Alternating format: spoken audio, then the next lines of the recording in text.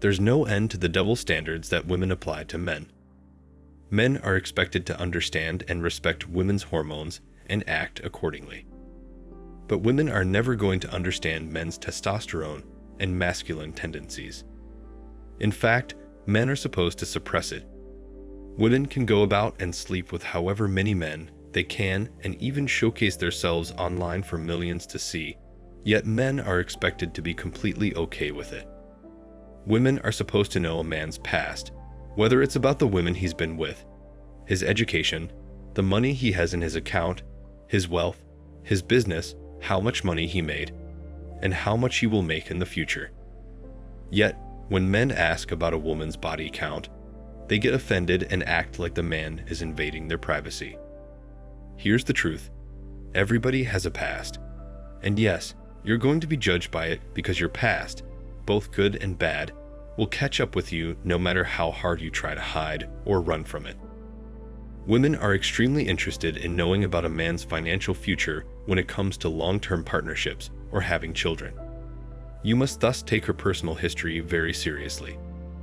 Women don't pay any attention to your difficulties.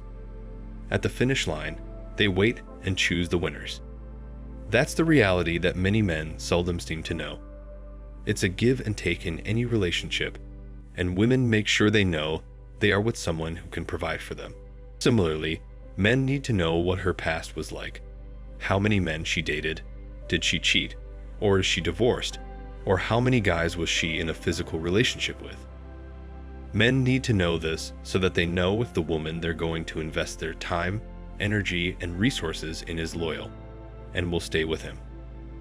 Therefore, if it's a short-term relationship, men shouldn't worry about a woman's background because it doesn't really matter.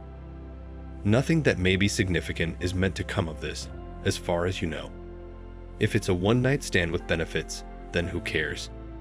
However, it is crucial to understand her background if you plan to date her long-term or, more precisely, if you're seeking a girlfriend or someone to start a family with. In reality, she is quite interested in your abilities to care for and defend yourself as a man and as a strong male role model in a family, since she is going to spend her life with you and raise children. I'll explain why you should be interested in learning about her background. A woman has a very low chance of developing a healthy monogamous bond with one man over the course of a lengthy period of time if she has a high notch count, a history of promiscuity in which she slept with many men. She lost her virginity at an early age. Numerous studies have been done on this.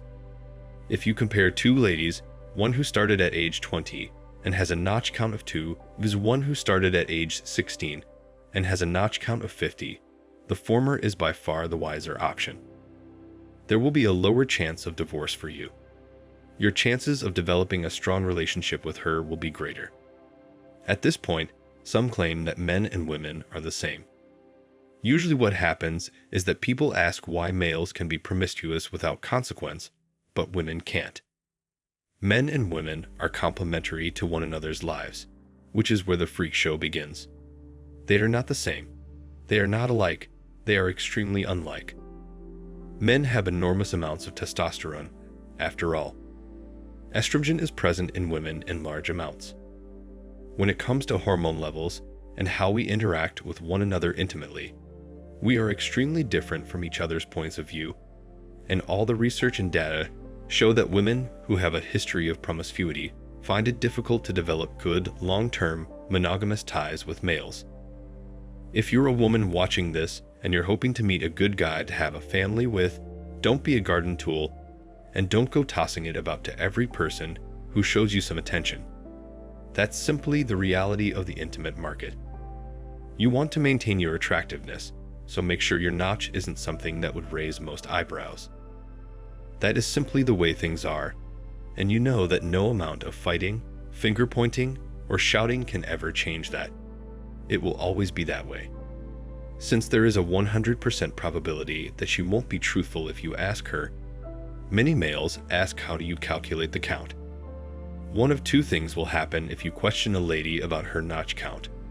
Either she will lie, or she will understate it.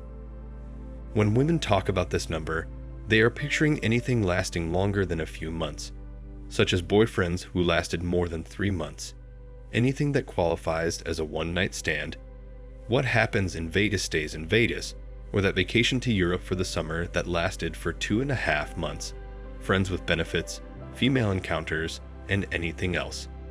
They avoid recalling those.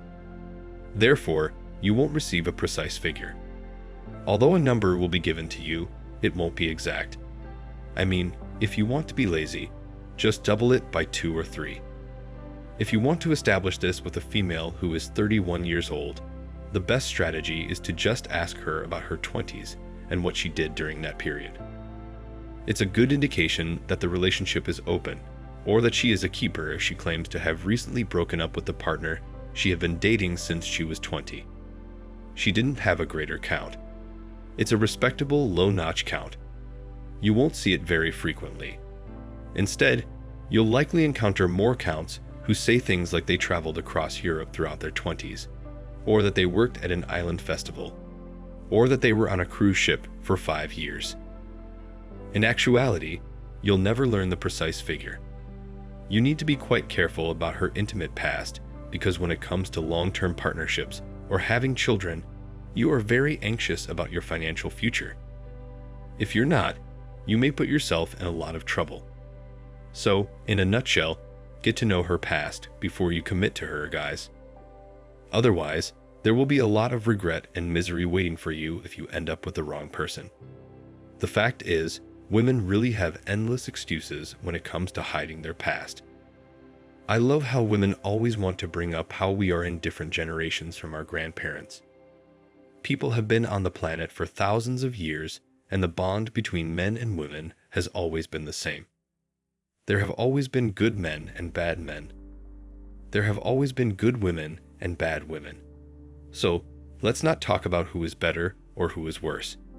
For thousands of years, we have been through wars, depressions, and natural disasters. The human population has survived and grown. We have had marriages and relationships. Now, over the last 80 years or so, the entire family dynamic has fallen apart. Marriages are almost non-existent, and there is a gender war. Grown women are crying about not being able to find a man, and over half the population of men and women are single. We have an epidemic of solo moms. The crime rate is higher than it's ever been. For the first time in human history, we are looking at a population decline. For any man interested in a long-term relationship and struggling, do yourself a favor and stop dating, especially if located in Western society. Take a look at your values and look around worldwide. Study different parts of the world, their lives, Middle East, Eastern Europe, and Southeast Asia. There are plenty of places where the likelihood of finding marriage material with similar values shifts drastically, if you are serious about starting a family. The second piece of advice: make sure you know a lot about your girl's country and are fine with living there. Higher chance she gets less poisoned by Western society and her values start to wear off. Third, do not keep watching the drama all over YouTube. Put yourself in a decent financial status, make a move, explore places, and see what works best for you. Here's a statistic that practically ends this debate.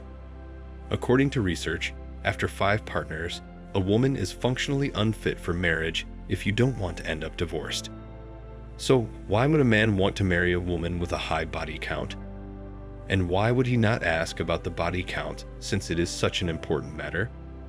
Hope you get the point I'm trying to make here.